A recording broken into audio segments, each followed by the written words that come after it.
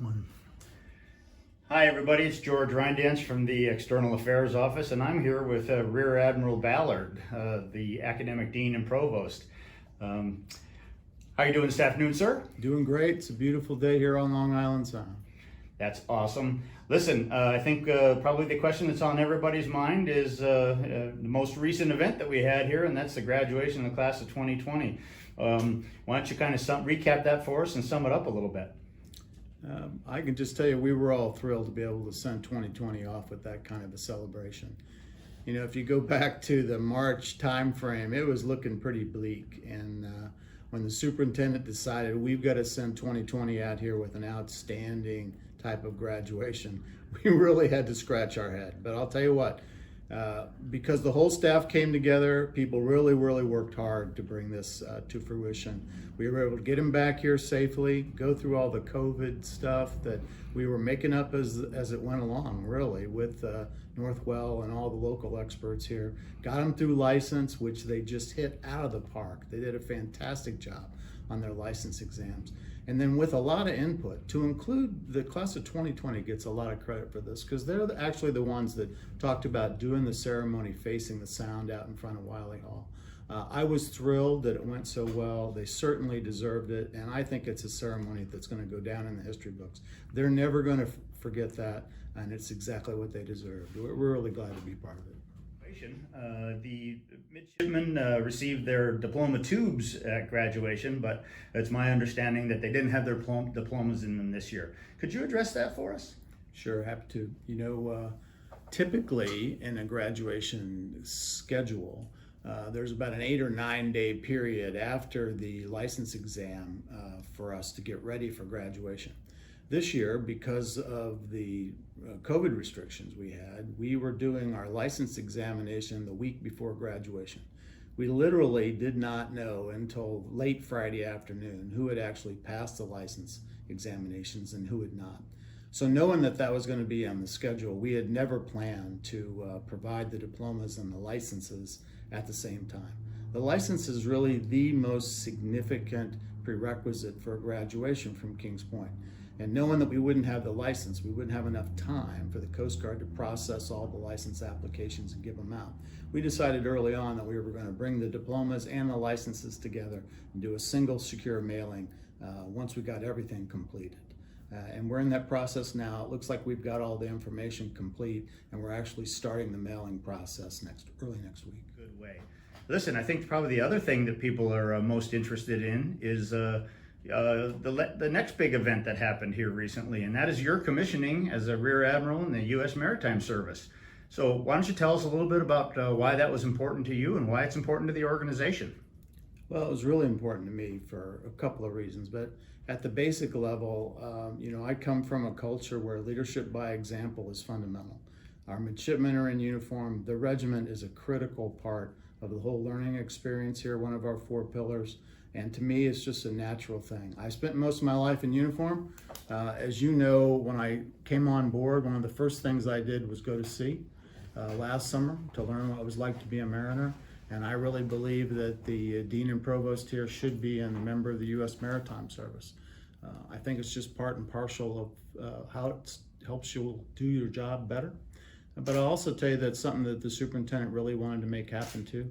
He believes that the senior leadership should be part of USMS, and I completely support that sort of an idea.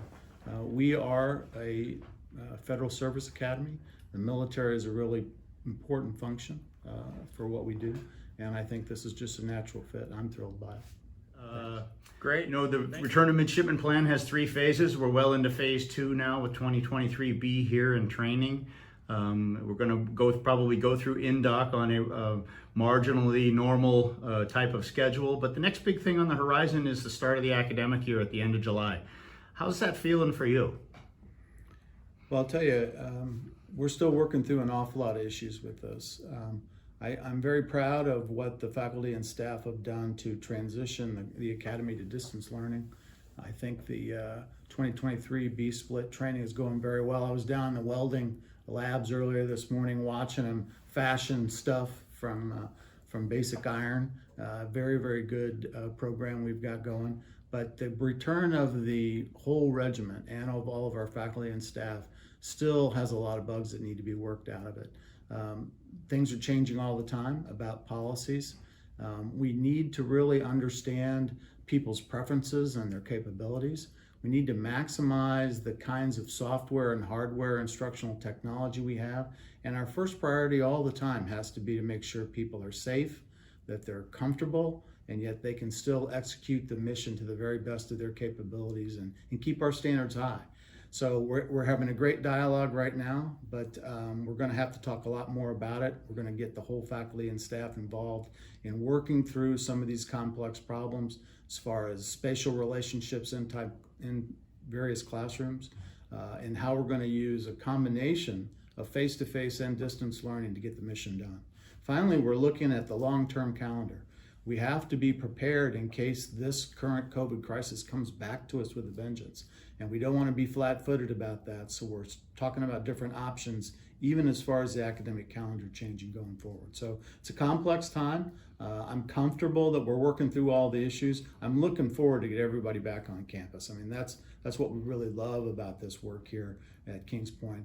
But we do have a lot of planning ahead of us to get that done and get it done right.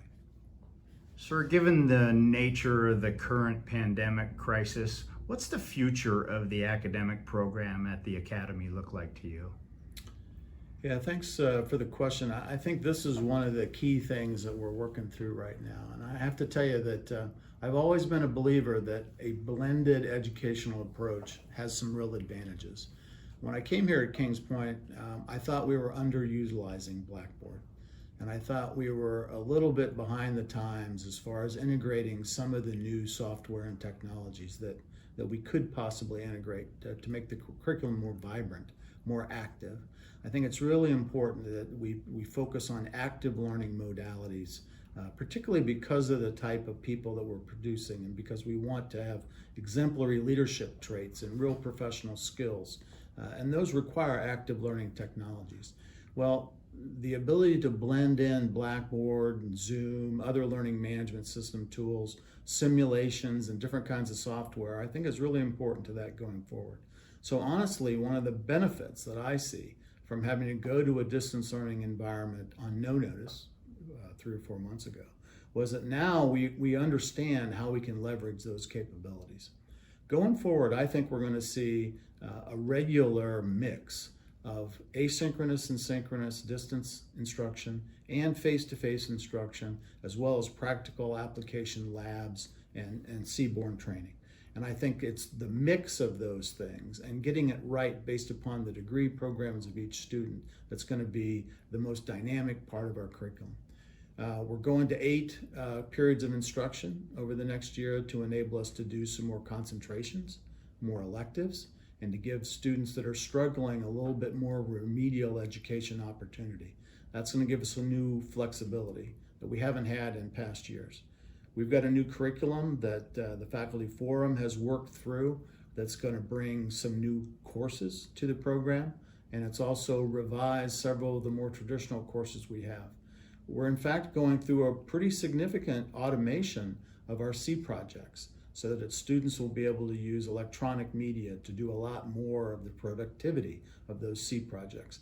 I think all that's going to bring the curriculum to the next level. I think it's going to make the learning experience here much more active and positive.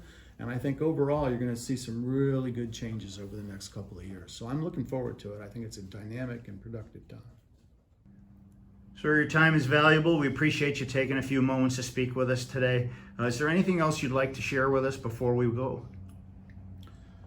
Well, yeah, I think what's really important is to give a vote of thanks to the fantastic work that our faculty and staff have done over these last several months. We have truly come a long way. We've learned a lot in the process. We've created whole new processes. We've integrated tools that were completely new.